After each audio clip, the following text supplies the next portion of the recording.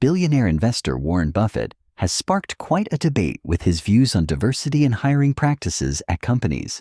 You've explicitly stated that you do not consider diversity when hiring for leadership roles and board members. Do you consider diversity? We will select board members who are business savvy, shareholder oriented, and have a special interest in Berkshire. And we found people like that. And as a result, I think we've got the best board that we could have. They're not in it. They're clearly not in it for the money. Warren Buffett said, when it comes to hiring, companies should focus on skills and commitment over diversity demographics. Buffett mentioned, prioritizing qualifications over diversity can lead to stronger teams and more effective leadership. Buffett compared corporate hiring to assembling a basketball team. He argues that teamwork and individual talent should take precedence over fulfilling diversity quotas. I get called by consulting firms who've been told to get candidates for directors for other companies. They really want somebody whose name will reflect credit on the institution, which means a big name.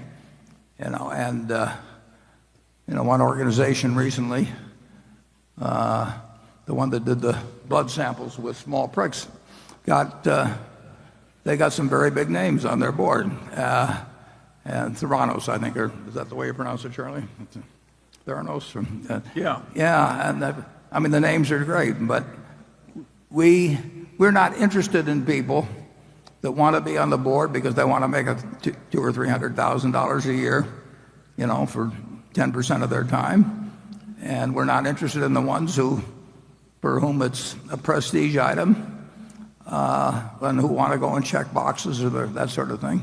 So I think we will continue to apply that test: business savvy, shareholder oriented, and with a strong personal interest in Berkshire. And every share of the Berkshire that our shareholders own, they bought just like everybody else in this room. They haven't gotten them on option, or they haven't gotten, I've been on boards where they've given me stock.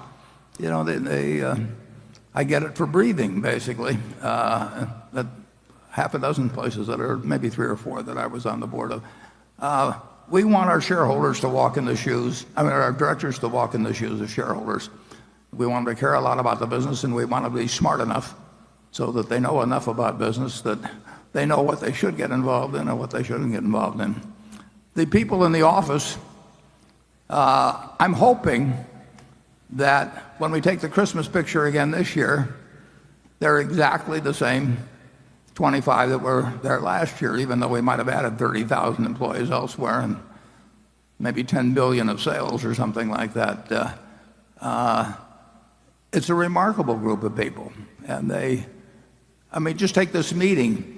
Virtually every one of the 25, our CFO, my assistant, whoever, they've been doing job after job connected with making this meeting a success and a pleasant outing for our shareholders. It's a cooperative effort. The idea that you would have some department called annual meeting department, and you'd have a person in charge of it, and he would have an assistant, and then they would go to various conferences about holding annual meetings and build up, and then they'd hire consultants to come in and help them on the meeting. We just don't operate that way. It's a place where everybody helps each other.